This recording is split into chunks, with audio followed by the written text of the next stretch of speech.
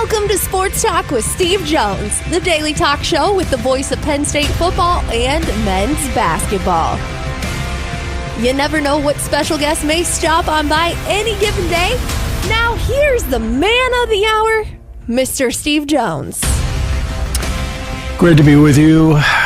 It's been a refreshing week. That it has been. I'm trying to think what the difference was. Is it the 49ers fan? Oh, God. Every single day he comes in with that cheerleading outfit on. What's the deal? I don't know. I don't know what state Jason's in currently. I don't know where he actually Confusion. is. Yes. He's in a state of confusion. And we're not going to break down any 49ers news today. We are going to discuss and start. No, we're not going to touch the 49ers news at all. Well, we're going to start with, though, Steve Jones. The Big Ten has to pass a rule today that doesn't allow players to return from the NFL and play for one of its schools. This is per Pete Thamel of ESPN. Any player who was declared for the NFL draft and did not withdraw, appeared on an NFL roster, or signed a contract with a pro league cannot be on a Big Ten roster, sources told Thamel. This comes in the wake of Daquan Wright and New Orleans Saint Xavier Harris parting ways with their respective teams to join Lane Kiffin's roster at LSU. Steve Jones. Well, and then R.J. Lewis. R.J. Lewis getting the injunction. Let's go to LSU. Same story. Mike Rhodes and I were talking about that today. Because Mike actually, when he was at VCU, he recruited R.J. Yeah. And R.J. ended up going to UMass. Before he then eventually went to St. John's, who was the Big East Player of the Year. R.J. Lewis not only went pro, but was on a two-way contract with the Utah Jazz, which means that he was on the 17-man NBA roster. Yes, it does. Okay? And the way a two-way works, there's X amount of games you have to play in the G League at this particular rate, which is higher than the normal G League rate. Right? And then for the league minimum, there's X amount of games you have to be on the roster, sitting either on the bench or getting in a game for the NBA team. Right? So that's how a two-way works. He was on the two-way. Then the Jazz got rid of him. Then he then signed with the Celtics G League team. Well, now I'm going back to college, and Will Wade is sitting there like going, they go through. He gets the injunction. Wade hugs him in the courtroom, and away we go. They don't care at Baton Rouge. And here's the weird part. What was the first conference to come out and say we are against pros being in college? Which one was Greg Sankey in the SEC. He made a big statement about that last week, and he can't get his own membership to follow along with what's going on, right? You feel like you're looking at a bunch of renegades down there.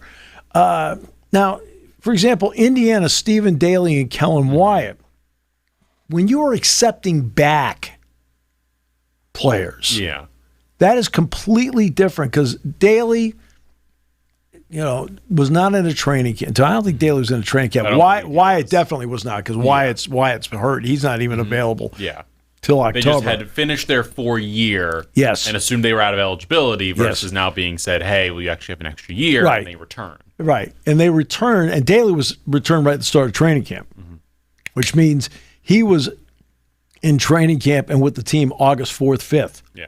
So he's been there. Wyatt's been going through rehab. Kurt Signetti already said we're not taking any fifth-year transfers.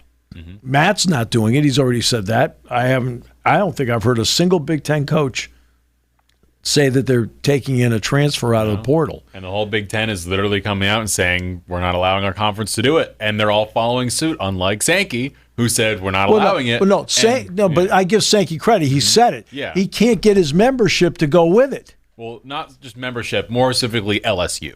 Very specifically LSU. Louisiana State University is Daquan Wright is going there. Harris is going there.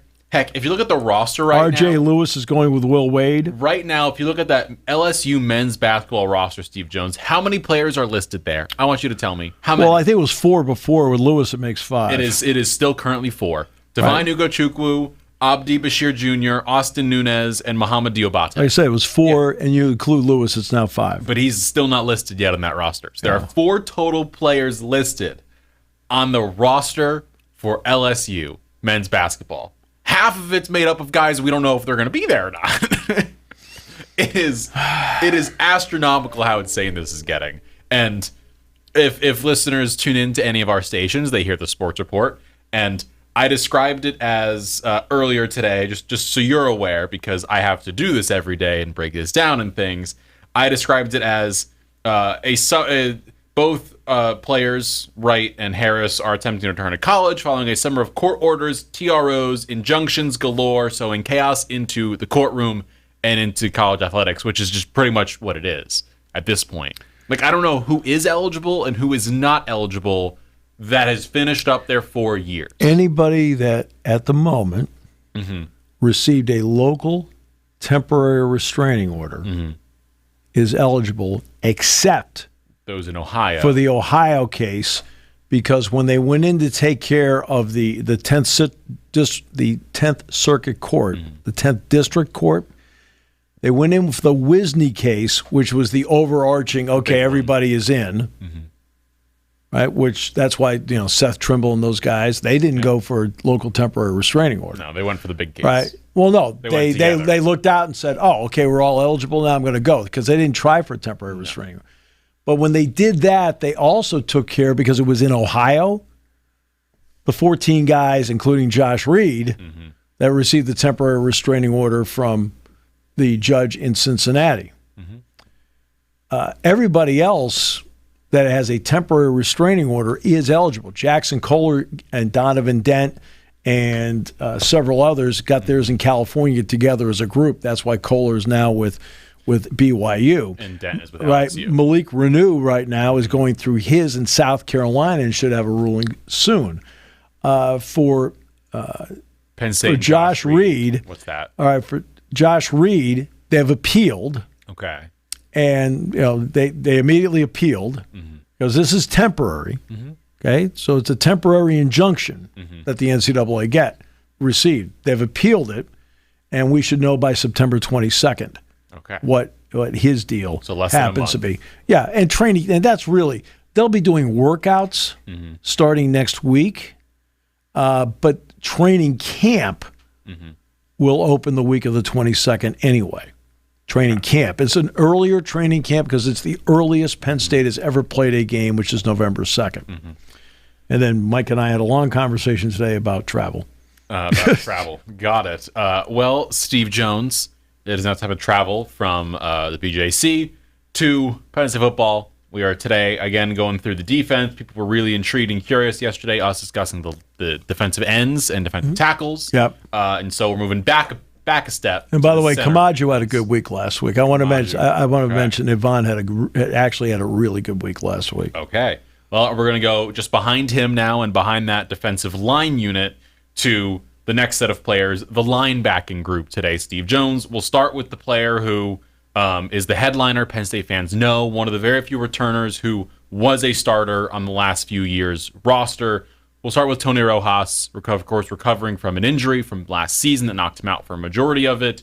What is the redshirt junior, I guess the fourth year in this case, looking like here in Happy Valley with this new group around him? He's got speed and quickness back, which really helps. I think getting hit in the first scrimmage was beneficial to him because you have to go out and start taking the first hits. Right? And you know what?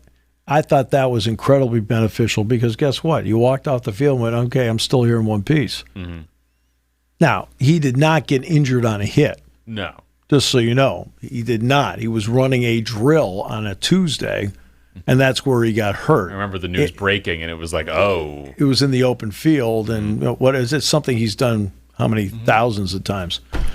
And but to go out there, and you've done the drills, and you've gone through the drill part, and the same one you got hurt on, you're doing fine with. Now you got to get hit. Well, he got hit, and that was really beneficial to him. Now, he did not scrimmage on Saturday. Okay. But he was back. He practiced today. Okay. And he's a two-way linebacker, which means he can play the run, he can play the pass, and he's very good at playing the pass. He has the speed and quickness of a running back, which he was in high school. And I mean, he can flat out run. Getting him back and in the groove, I think the opening 3 games will be tremendously beneficial to Tony just to get back out into the groove of playing again. And okay, Everything went well. And now you're getting better and better and better. First 3 games will really help him. Getting back to routine, to game shape and all of that, because it takes a minute. Because when he goes out and plays the first game a week from Saturday, it'll be about 11 months removed from actually getting hurt. Yeah. Okay. And it'll be the first of it's any sport. The first few games, it takes you a minute to get up to speed. Sure. And so for him, he's going to be able to get up to game speed and the confidence that there's no issue with game speed. Everything is fine and you feel 100%. Yes. Other players that are returning to Happy Valley, we're going to stay with the returners first and then go to the transferring contingent. Another player recovering from injury from last season, Alex Tash, listed 1 pound lighter than Tony Rojas, but 6'2", 235. The sophomore last season when he had to play for Happy Valley, he looked great. You don't mind if I deleted all the Premier League emails? Go for it, Steve Jones. So Alex Tash, what can you tell me about him? Alex Tash, okay, I was very impressed by him last year. He was lights out when he played. As a young player, doesn't mean he didn't make mistakes, but as a young player, you can see like, okay, as time went, more reps in the game, played the run really well, saw things, anticipated. It gave, for the most part, pretty good angles. Alex can play the pass. Dan Connor's very high on Alex Tash. Now, Alex got hurt at the end. I think the injury actually, you've been reading over and over again. It was in practice. Yeah. It was in the Rutgers game. It was late November, early December. Yeah. It was in that. Yeah, it happened in the Rutgers game. Okay. And if you notice in the second half, suddenly he wasn't playing. Voila, what do you think? Surprise. So you're talking about a guy that is 9 months out from his, but the damage to his knee, like sometimes when you get like a knee injury, there's multiple things. Yeah. Like, well, a guy tore his ACL, he tore his MCL, right? There's a meniscus, the whole thing. His injury was an injury with no other residual damage. Which is incredible. Right, which means your recovery. He told me for him the rehab has been a process. Would I be surprised if he was giving it a shot by the Buffalo game? I wouldn't be surprised. I mean, I wouldn't guarantee it, but I wouldn't be surprised if it wasn't like by the time you get to Buffalo, which is still, 3.5 weeks away. Yeah. He might. That's a maybe. I don't know if I'm stretching it a bit, but it's a maybe. But he's got a chance to play. We can expect him some point this season. I think he'll play at some point this season. Okay. Yep. Another person who's returned to Happy Valley, the final of the 3 linebackers to return, Cam Smith. Played a little bit towards the end of the season, if I'm not mistaken. He did. Better. The redshirt freshman, second year technically, 6 foot 222, St. Joe's Prep. Yeah, there are no red shirts. No. Okay, still listed as a redshirt freshman, but he's a second year. He's a sophomore. Okay. So they're going to change all those designations, by the way. So what can you tell me about Cam Smith after going into this season? Better than they thought he was going to be. Okay. That Cam, as the season went last year, he's got some speed and quickness. Just a question of playing through contact and the hand fighting out on it, and of course you got to learn to play the pass and so forth, which is for any young player. I think he's a St. Joe's prep guy, from Philly, and there are a lot of things he does very, very well, and he will put himself in consideration for some playing time somewhere. Could be on special teams. Could be working his way into the lineup, helping out with a series here or there. But he's turned out, when you talk to the staff members, like, you know what? He's a better player than we thought it was going to be. Okay. They like him. Now moving to the newcomers to Happy Valley. We talked about him yesterday, but I want to expand on it a little bit more. Caleb Bacon will start there. The 5th year product, Caleb Bacon, number 10 from Iowa State. We talked about him yesterday a little bit, that he was playing both linebacker, defensive end as well. Expand a little more for people who are not fully caught up on his game, what it looks like, and it will somewhat translate to here in Happy Valley. I think when it's all said and done, He's capable of playing 4 positions out there for you. Okay. I'm not going to get into all 4 positions. But he's able of playing in multiple locations. Yes. Okay. Okay. You'll have to see as the games go, like where some of those positions are. Steve Jones being keeping little secrets from us. Intriguing. No. I'm intrigued. Now, why is this? He's an experienced player, an all-conference player. He really plays the run well. I mean, he really does. He's 242 pounds. He's 6'4", 242. He's not a small guy. Right. And he made a play as a defensive end in one of the scrimmages, not this past one, a week ago, where he just showed, like as a defensive end, that, he showed linebacker skills at defensive end on pass coverage. Okay. I just think he's a really good and very smart player. And that's why you can do multiple things with him. Because A, he's got the size at 242 because he's powerfully built. He's got the quickness off the edge. He plays, when it's time to play downhill, I think he plays downhill really well. Okay. And, he's a player I have a lot of confidence. You're like listing, if you're listening who your 15 best players are in defense, he's one of them. He's there. Well, position to be determined. But he can help you out in multiple spots and in multiple packages. I mean, you're 6'4", 242. That alone puts you in. Yep, sure does. And staying with the size here, another senior, another Iowa State transfer, Cooper Ebel, 6'4", 233, also coming on in from Iowa State. What have you seen from Ebel? I mean, he's been bumped up the past week, but he's back out there now, which is good. And he's like Tony Rojas. He can play all 3 downs.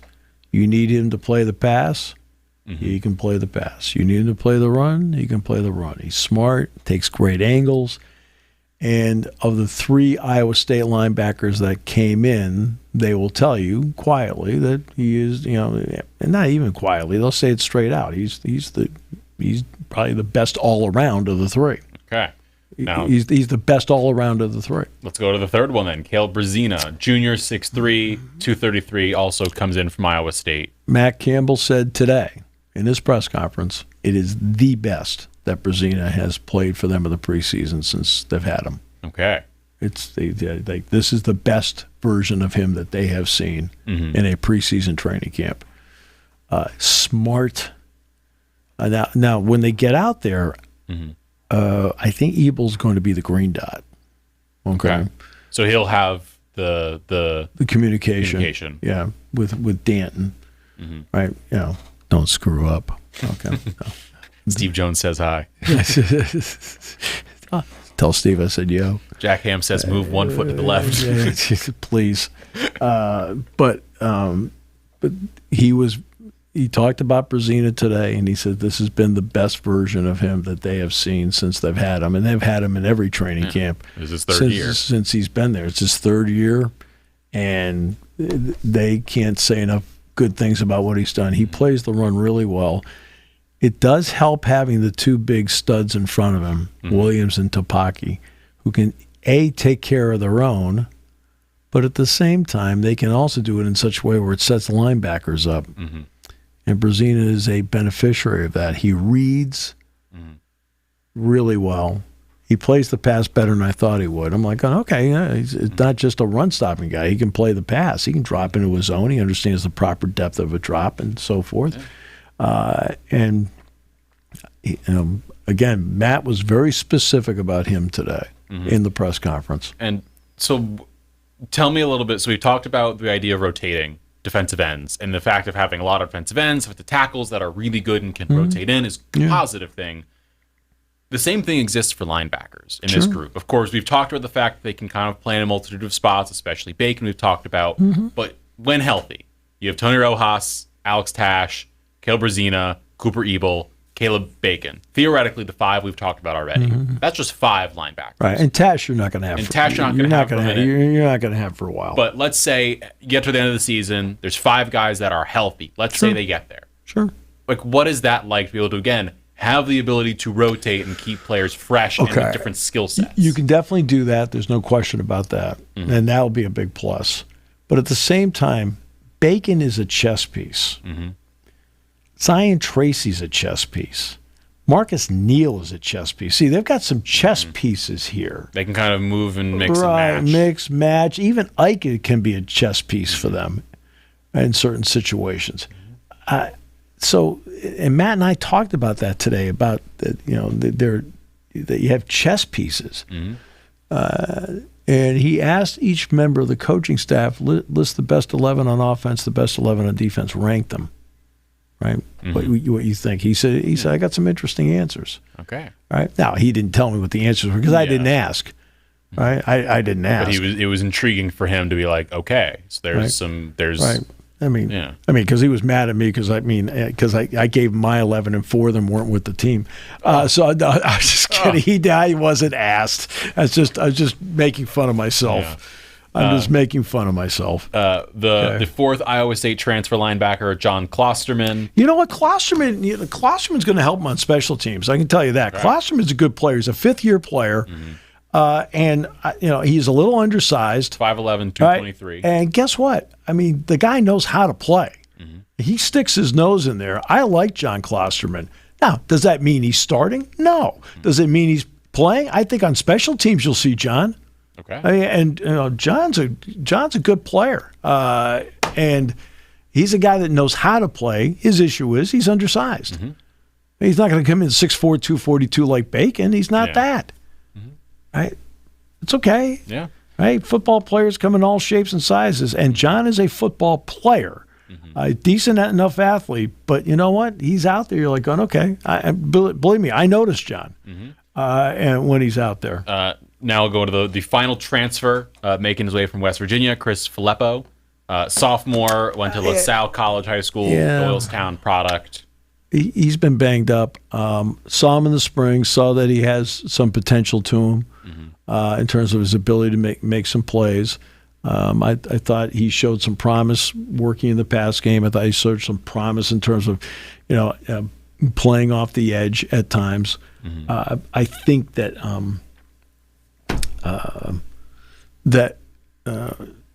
but he's also been banged up. So right now he is not a factor in what's going on out there. Eventually he will be a factor, but not right now. Okay. And then the final three, the trio of freshmen. We have Keon Kaiser, 6'4", from Sidney, Nebraska. Josh Banks, 6'1", from Hollidaysburg. And Evan Wolf, 6'2", from North Pocono. All work very hard, and all three of them are going to be critical on the scout team. You have to, look, you're going to have scout team guys. You're going to have to. In fact, today was the first time we saw scout team guys that were out there. It's the toughest news for players to get when they find out that they're the scout team. It's the toughest.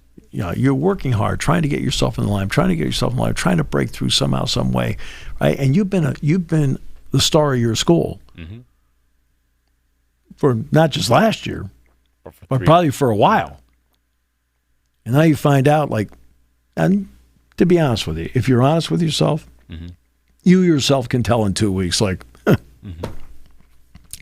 I'm not quite there yet. And there's some guys that don't think that. But it's always the toughest thing to find out that you have to run somebody else's plays in practice. Now, if you're realistic with yourself, you bust your tail on that because good coaches, and this good coaching staff, will watch you every day and they'll notice what you're doing. That doesn't mean you can't work your way into a special team. It does not mean you cannot work your way onto the travel roster. You're going to force your way into the point the coaches have to get you involved. And then with just the ability you have, the talent you have, you were the best at your school, and then you're coming in, you realize you may not be in the same position. Doesn't mean you can't make yourself better every day, as we talked about a whole host of players who have made themselves better consistently across the offense, and now we're going through the defense as well. We've been talking about them. There are a lot of players everywhere who are doing that, and you can also be in that camp. So overall, a whole host of linebackers across the board. We started with Tony Rojas, went through the Iowa State guys, all of them. There's a big linebacker unit here in Happy Valley. And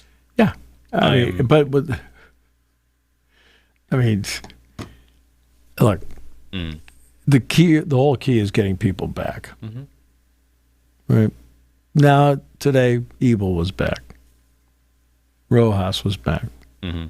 Right. Brazilian Bacon had been out there. Cam Smith's been out there. It's just getting guys back. You don't want to rush anybody back. And then I'll wrap on up. Tyson Veit, the linebacker coach in Happy Valley. He's first good. year He's here. a good dude, man. I like him. DC at Cincinnati the last 2 years. He's a good coach. Okay. And he and Dan Connor work very well together. Keeping Dan here is a big plus because Dan's an excellent coach and has a great approach. And the linebackers that were here before, Tash, Rojas, Cam Smith, think so highly of him. And now Tyson comes in, right? And I specifically took some time and watched the linebackers work today, ironically. Not even thinking about doing this segment. Clearly right? this reason. Right, yeah. I'm doing this segment. I better watch. And it's and I just like his approach as to the kind of teacher he is. That was a really great ad to have him in there. So you got Tyson Veit, Dan Connor, tag team in the linebacking group. Yeah, I mean Tyson's the lead. Yeah, but Tyson will be the first to tell you how invaluable Dan is, and the fact that I went to that first group today, I can then report back to Jack Ham that I did watch the linebackers first today, and he takes great pride in that when I do tell him that.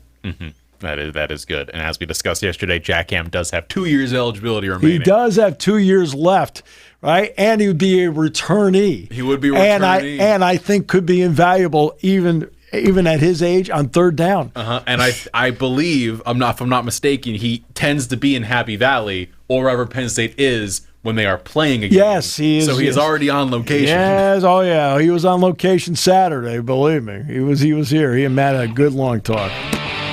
Thank you for listening to Sports Talk with Steve Jones, a 7 Mountain Media production.